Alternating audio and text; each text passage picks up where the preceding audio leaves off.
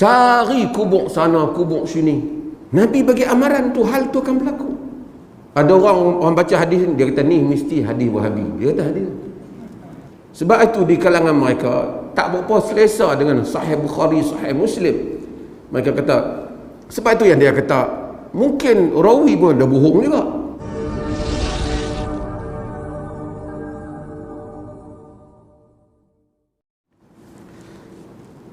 Kalau kita baca hadis-hadis Nabi SAW di dalam bab ini, bab larangan menjadikan kubur sebagai masjid. Sekali kita bincang apa maksud larangan menjadikan kubur sebagai masjid.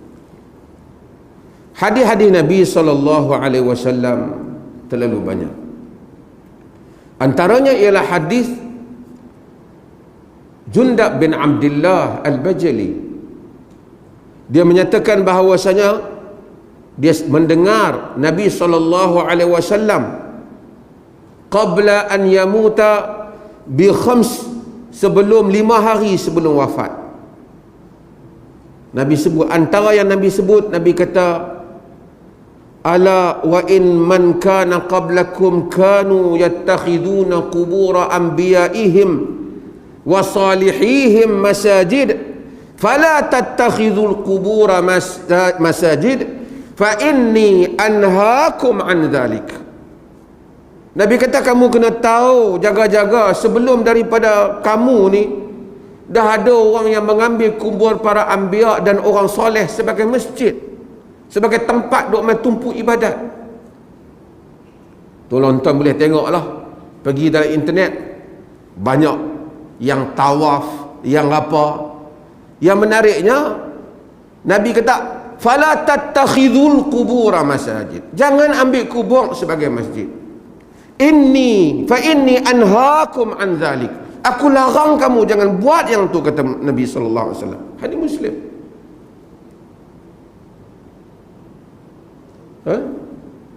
Kita tengok ada, memang orang buat pergi kubur. Dia kalau nak doa je, dia tak ingat Tuhan, dia ingat kubur dia. Dalam agama ni banyak waktu tahajud mustajab, tahajud dia tak rasa khusyuk, pergi ke kubur, oh mula sedih.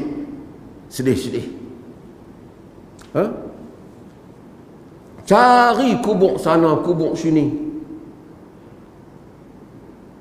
Nabi bagi amaran tu, hal tu akan berlaku.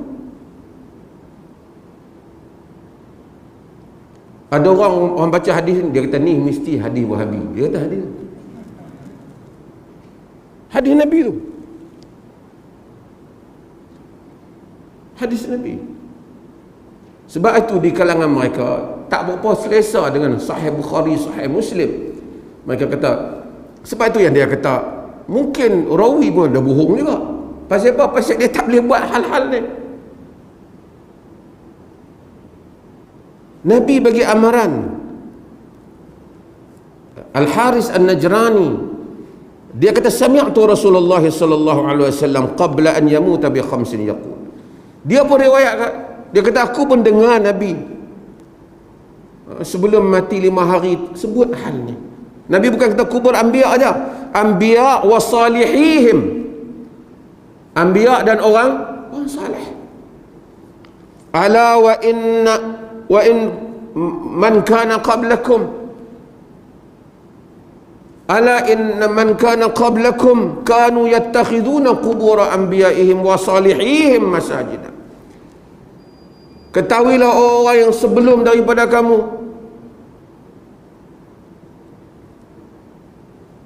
inna man kana qablakum, orang yang sebelum daripada kamu telah ambil kubur para anbiya dan orang soleh sebagai masjid. Fala tattakhidu kuburahum masajid, jangan kamu ambil kubur mereka sebagai masjid.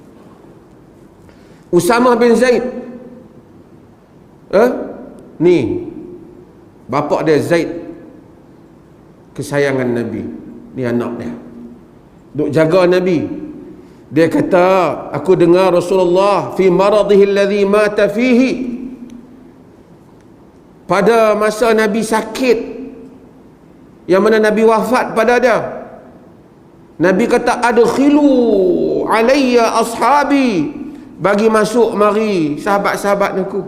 Nabi duk sakit, panggil sahabat masuk. Fadakhalu alaih, sahabat masuk. Wa huwa mutaqanni'un bi burdatil ma'afiri. Baginda sallallahu alaihi wasallam mutaqanni'un bi burdatil ma'afiri. Baginda sallallahu alaihi wasallam tutup kepala ni dengan burdah, dengan kain. Ma'afiri ni kain, nama kabilah Yaman, kain yang daripada Yaman lah baginda sebut. Lepas tu baginda angkat kain yang tudung kepala baginda sallallahu alaihi wasallam. Sahabat duk ada. Nabi kata, la'anallahu al-yahud wan nasara ittakhadhu qubur anbiya'ihim masajidah. Allah laknat Yahud dan Nasara, ambil kubur para nabi mereka sebagai masjid. Pasal apa Nabi beritahu ni? Banyak kerap sangat ni, semua masuk nak beritahu. Nabi tak mau benda tu berlaku pada kubur Nabi. Pasal manusia ni, kubur Pulau Besar Melaka pun dia duk pergi tawaf dah. Tak tahu siapa duduk dalam tu. Tambah kalau kubur Nabi, kalau biar, dia akan tawaf, dia akan apa. Saya pergi ke India,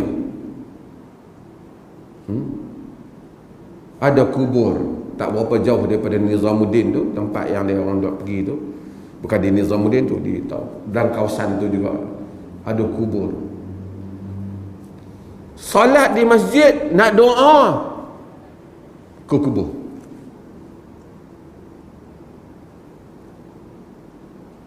Dia rasa dia jauh.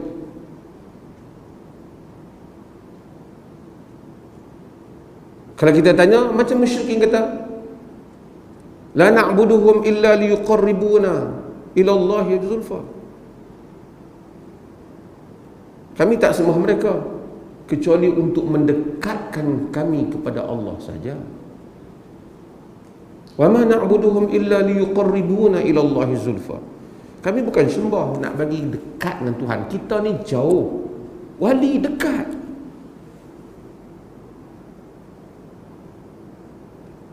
Nabi laknat.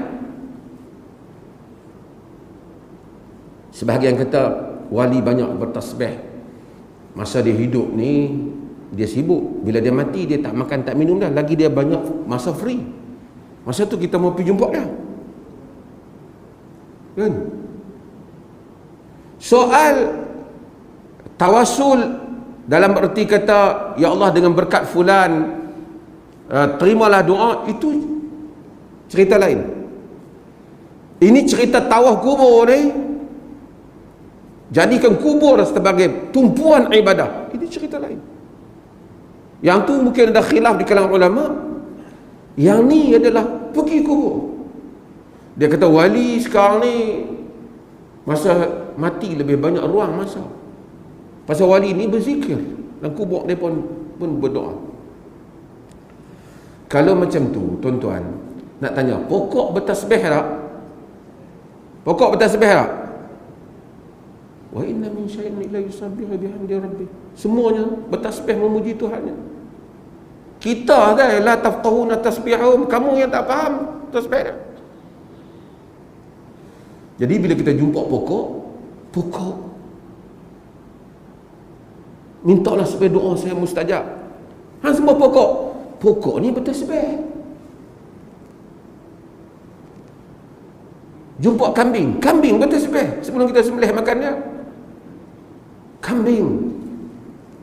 Tuan-tuan, kalau kita mula, dia akan lajak banyak. Betul tak? Mungkin orang hak mula tu kambing bertasbih, burung bertasbih, gajah besar pergi tasbih, pokok bertasbih, tengok pokok besar, duduk keliling pokok, duduk menghadap ke pokok. Hampa ni tak faham makhluk Allah bertasbih. Dia pakai dalil tu lah. Tapi lama-lama hak mai kemudian, hak tadi mungkin buat dosa besar kena mentazimkan apa yang Allah tidak suruh ta'zimkan. Hak kemudian akan melakukan syirik. Ulaika syirarul khalq yaumal qiyamah. Mereka itulah seburuk-buruk makhluk pada hari kiamat. Hadis Nabi SAW banyak. Hatta hadis Abu Ubaidah Al-Jarrah, dia kata apa yang akhiru ma takallama bihi Nabi SAW, akhir yang Nabi cakap, akhriju Yahud ahli Hijaz wa ahli Najran min jaziratil Arab, keluarkan Yahud ahli Hijaz ahli Najran daripada jaziratul Arab. Wa'lamu anna shirar al-nas alladhi takhadhu qubur anbiya'ihim masajida, ketahuilah seburuk-buruk manusia yang mengambil kubur para nabi sebagai masjid. Kalau kubur nabi ambil sebagai masjid, seburuk-buruk manusia, kubur wali apa cerita? Wali lebih rendah lagi daripada nabi.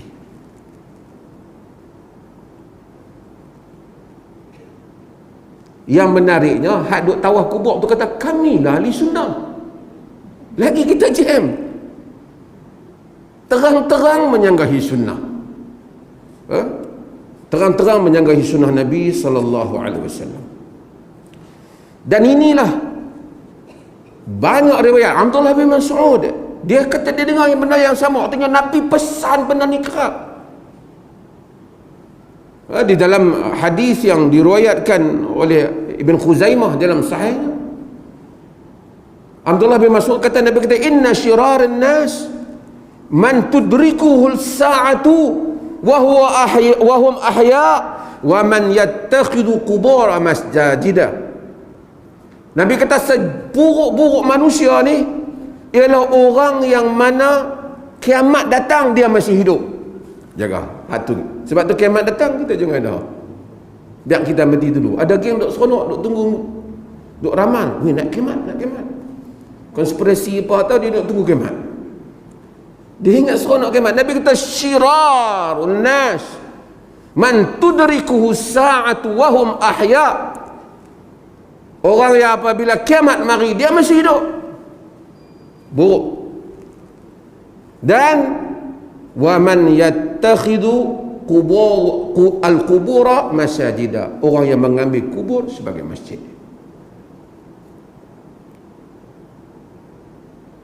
Sebagai tempat ibadat dia.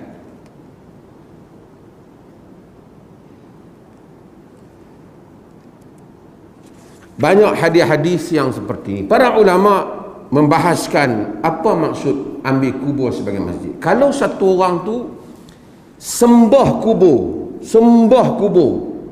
minta semua kepada kubur, minta doa pada kubur, tak minta ke Allah dah, minta kat kubur, percaya kuasa kubur, itu adalah kufur kalau itu. Tapi kalau dia kata kita minta ke Allah juga, tapi kita tak boleh nak minta ke Allah, kena pergi kat kubur baru jadi doa kita. Kata para ulama, beberapa makna hadis ni. Di kalangan mereka menyebut maksud sembahyang as-salatu 'alal qubur, salat kepada kubur, itu maksud ambil kubur sebagai masjid. Termasuk dalam masalah ni as-sujud ilaiha, sujud ke arah kubur, wastiqbaluha bis-salati wad-du'a, doa minta kat kubur, itu maksudnya. Juga termasuk dalam maksud ini, kata mereka, ialah orang-orang yang mana membina masjid kerana ada kubur, dia buat masjid. Tengok-tengok ada kubur, dia buat masjid atas itu. Nanti mungkin akan ada orang istidlal dengan suratul Kahf. Suratul Kahf dijawab oleh para ulama dalam hal ini, bahawasanya qala alladhina ghalabu ala amrihim, orang yang menguasai urusan itu, lanattakhidanna alaihi masjida, kita akan jadikan tempat Ashabul Kahfi itu sebagai masjid. Ibn Rajab menyatakan bahawasanya itu bermaksud bahawasanya itu bukan menunjukkan dia itu adalah di kalangan orang mukmin atau tak mukmin. Bahkan yang ditunjuk dia satu orang yang berkuasa yang mengambil tempat itu sebagai masjid, bukan satu endorsement untuk menjadikan kubur sebagai masjid. Itu satu pengkhabaran cerita orang-orang yang berkuasa, dan ini insya-Allah kita akan sebut dalam hal yang akan datang.